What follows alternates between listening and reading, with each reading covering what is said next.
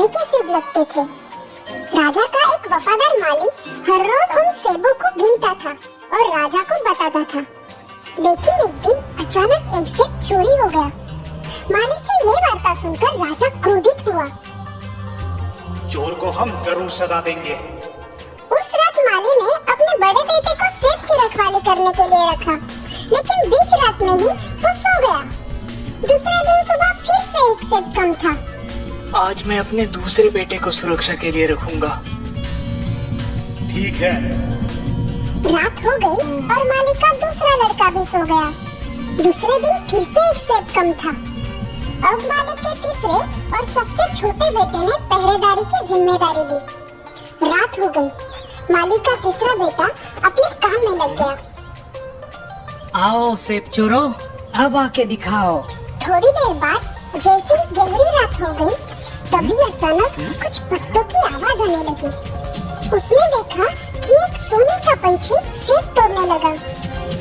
माली के बेटे ने बिना वक्त गवाए तुरंत निशाना लगाया और तीर चलाया, लेकिन उससे पंछी को कुछ नुकसान नहीं हुआ। सिर्फ एक सोने का पर उसकी पूंछ से गिरा और पंछी उड़ गया। सोने का पर सुबह राजा के सामने पेश किया गया और सभी मंत्रियों को राज दरबार में बुलाया गया। सबने देखा कि ये पर तो राजा की सभी संपत्ति से काफी कीमती था। इस एक पंख से मेरा क्या होगा? मुझे तो पूरा पंछी चाहिए। मेरे दरबार में ऐसा बहादुर कौन है जो मेरे सामने पंछी को पेश करे? माली का बड़ा बेटा आगे आया और उसने इसकी जिम्मेदारी उठाई। शाबाश। माली का बड़ा बेटा जंगल की ओर उस सोने के पंछी की तलाश में चल पड़ा। वो जंगल के रास्ते गुजर रहा था, तभी बीच में उसने एक लोमड़ी को देखा। उसे देखकर लड़के ने अपने तीर से उस पर निशाना लगाया। कृपा करके मुझे मत मारो, मैं तुम्हारे काम आ सकती हूँ। तुम उस सोने के पंछी की तलाश में निकले हो ना? हाँ। मेरी बात ध्यान से सुनो। तुम यहाँ से सीधे चलते चलते शाम तक एक गांव में पहुँचोगे, जहाँ तुम्हें एक बहुत बड़ी और खूबसूरत हवेली दिखाई पड़ेगी और उसके ठीक सामने एक झोपड़ी दिखाई देगी। तुम रात को ठहरने के लिए उस झोपड़ी को चुनना। माली का बेटा थोड़ी सोच में पड़ा। उसे लगा ये लोमड़ी की कोई चाल होगी, इसलिए उसने लोमड़ी पर तीर चलाया, लेकिन वो चूक गया और लोमड़ी वहाँ से भाग निकली। माली का बेटा अपने रास्ते चल पड़ा। आगे जाकर उसे महल और झोपड़ी दिखाई दी जो बिल्कुल लोमड़ी ने बताई वैसी ही थी। उसने देखा कि महल की तरफ लोग गा रहे थे, झूम रहे थे, बढ़िया खाना खा रहे थे। वहीं दूसरी तरफ गरीबी और उदासीनता नजर आ रही थी। ये देखकर उसने सोचा, अगर मैं इस झोपड़ी वाले घर की तरफ गया तो ये मेरी बहुत बड़ी बेवकूफी होगी। इसीलिए वो महल की तरफ गया, जहाँ उसने खाया पिया और आराम किया। वो उस पंछी और अपने राज्य को भूल गया था। इसी बीच बहुत समय बीत गया, लेकिन बड़ा बेटा वापस नहीं आया। इसीलिए दूसरा बेटा कार्य के लिए चल पड़ा। उसका भी यही अंजाम हुआ। उसे लोमड़ी मिली। लोमड़ी ने उसे भी वही सलाह दी, लेकिन वो जब गांव में पहुंचा, तब उसे उसके भाई ने महल की तरफ बुलाया और वो भी अपने भाई की तरह पंछी और राज्य को भूल गया। समय बीतता गया। अब सबसे छोटा बेटा भी सोने की पंछी की तलाश में चल पड़ा। मुझे जाने दो पिताजी। लेकिन माली अपने दो बेटों की तरह अब इस बेटे को भी नहीं खोना चाहता था। पिताजी, मैं वापस लौटूंगा, मेरा यकीन कीजिए, मुझे जाने दीजिए। ठीक है, लेकिन अपना ख्याल रखना। माली का छोटा बेटा जंगल की ओर चल पड़ा। रास्ते में उसे वही लोमड़ी मिली जो उसके भाइयों को मिली थी। उस लोमड़ी ने उसे भी वही सलाह दी।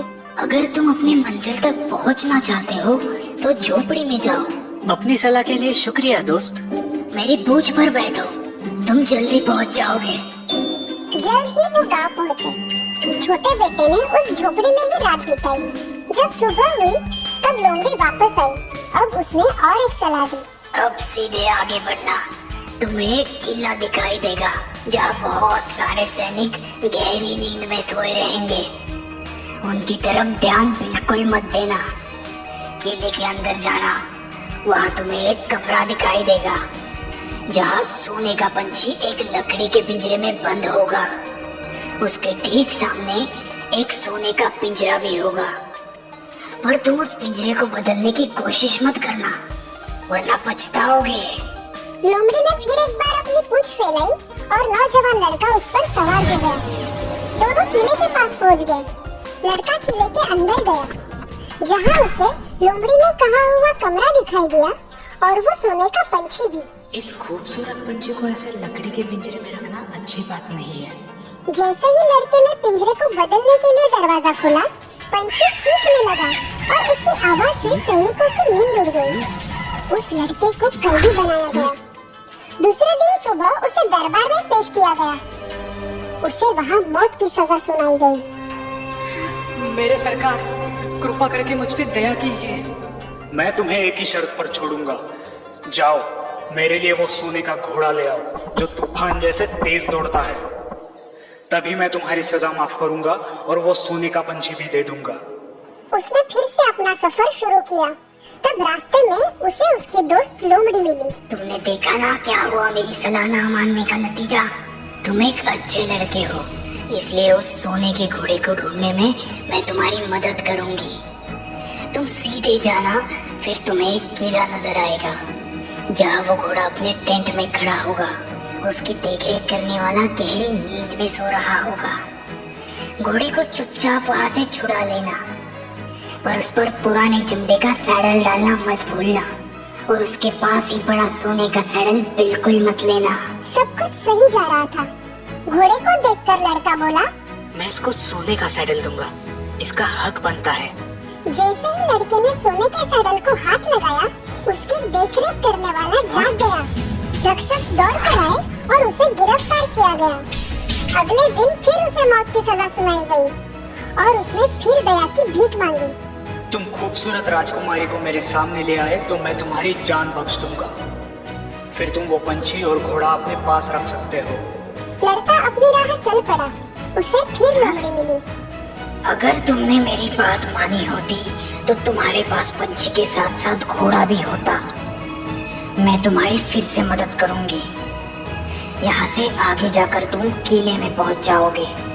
वहाँ तुम्हें राजकुमारी मिलेगी, उसके हाथ को थाम लेना। मध्य रात्रि को राजकुमारी नहाने जाती है, तब वो तुम्हें रास्ता बताएगी। पर ध्यान रहे, तुम उसे माँ बाप के पास विदाई देने मत जाने देना। लोमड़ी और लड़का किले के पास पहुंच गए। लोमड़ी ने जैसे कहा था, लड़के ने ठीक वैसे ही किया। मध्य रात्रि को राजकुमारी के साथ निकला, लेकिन निकलते निकलते लड़की ने रोते हुए कहा कि वो अपने पिता से मिलना चाहती है। आखिर लड़के ने उसकी बात मान ली, लेकिन जैसे ही वो अपने पिता से मिलने आई, लड़के को फिर से बंदी बनाया गया। तुम मेरी बेटी को तब तक नहीं ले जा सकते जब तक तुम सामने वाले पहाड़ को 8 दिन में तोड़कर नहीं हटा दे। वो पहाड़ इतना विशाल था कि वो अकेले ये काम नहीं कर सकता था। 7 दिन होने के बाद भी वो पहाड़ का कुछ ही हिस्सा तोड़ पाया। निराश होकर वो बैठा ही था, तभी अचानक उसकी दोस्त लोमड़ी वहाँ पर आ गई। तुम सो जाओ, मैं ये तुम्हारा काम कर देती हूँ। और सुबह होते ही पहाड़ गायब था। राजा ने खुश होकर उसे अपनी बेटी सौंप दी। नौजवान और राजकुमारी वहाँ से चल पड़े। रास्ते में उसकी मुलाकात फिर लोमड़ी से हुई। अब तुम तीनों को ले जा सकते हो, राजकुमारी, घोड़ा और पंछी भी। सच? पर कैसे? ध्यान से सुनो। तुम राजा के पास जाओ और उसे राजकुमारी दे दो, वो बहुत खुश होगा। फिर तुम घोड़े पर सवार होना और उनसे पिटा लेना। राजकुमारी से आखिर में हाथ मिलाना और तभी झट से उस घोड़े पर बैठना और जितना तेज हो सके वहां से निकलना।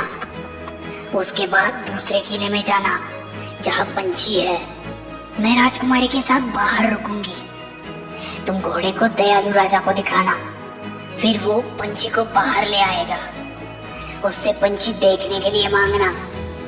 जैसे ही तुम्हारे हाथ में पंछी आएगा, तुम वहाँ से निकल जाना। जैसे लोमड़ी ने कहा, सब कुछ वैसे ही हुआ। तुम्हारा शुक्रिया मेरी प्यारी दोस्त।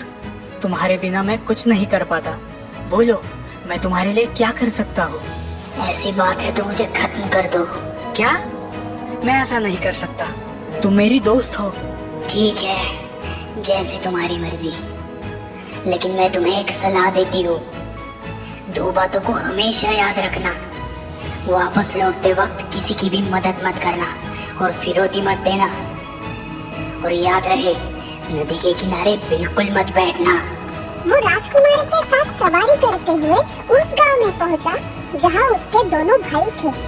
वहां 2 आदमियों को फांसी होने वाली थी। उसने देखा कि वो 2 आदमी उसके भाई थे जो अब चोर बन गए थे। रुको, मेरे सारे पैसे ले लो, पर मेरे भाइयों को छोड़ दो।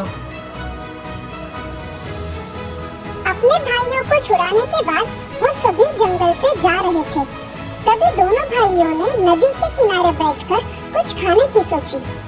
इसी दौरान छोटा भाई लोमड़ी की सलाह भूल गया और इससे पहले कि वो कुछ सोचता, उसके दोनों भाइयों ने उसे नदी में ढकेल दिया।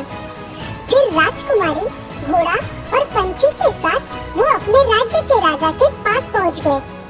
महाराज की जय हो।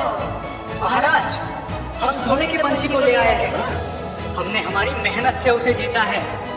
फिर शाही जश्न की तैयारी की गई, लेकिन इस बार घोड़े ने कुछ नहीं खाया, पंछी ने गाना नहीं गाया और राजकुमारी तो रोने लगी। छोटा बेटा नदी में गिर गया था, लेकिन किस्मत से नदी सूखी थी। लेकिन नदी का किनारा इतना सीधा था कि वो ऊपर नहीं आ पा रहा था। तभी उसकी दोस्त लोमड़ी फिर से वहां आ गई। अगर तुमने मेरी बात याद रखी होती तो आज ये हालत नहीं होती। फिर भी तुम मेरे दोस्त हो, मैं तुम्हें यहाँ नहीं छोड़ सकती, इसलिए मेरी पूंछ जल्दी से कस के पकड़ो। तुम्हारे भाइयों ने तुम्हारे लिए पहरेदार रखे हैं, वो तुम्हें देखते ही मार देंगे। फिर लड़के ने एक गरीब आदमी का वेश धारण किया और राजा के दरबार में पहुंच गया। जैसे ही घोड़े ने उसे देखा, उसने खाना शुरू किया, पंछी ने गाना शुरू किया, राजकुमारी ने रोना बंद किया। फिर वो राजा के पास गया और पूरी हकीकत बता दी। उन दोनों भाइयों को सजा दी गई और छोटे बेटे को राजकुमारी वापस मिल गई। जब राजा का देहांत हो गया, तब माली के छोटे लड़के को राज्य का राजा बनाया गया। कुछ दिन गुजर जाने के बाद एक दिन वो जंगल की ओर गया। वहाँ उसे उसकी दोस्त लोमड़ी मिली। उसने फिर लड़के से गुजारिश की कि वो उसे खत्म करे। मेरे प्यारे दोस्त, मुझ पर कृपा करो और मुझे खत्म करो, मुझे मुक्ति दिला दो। छोटे बेटे ने दुखी मन से हाँ कर दिया।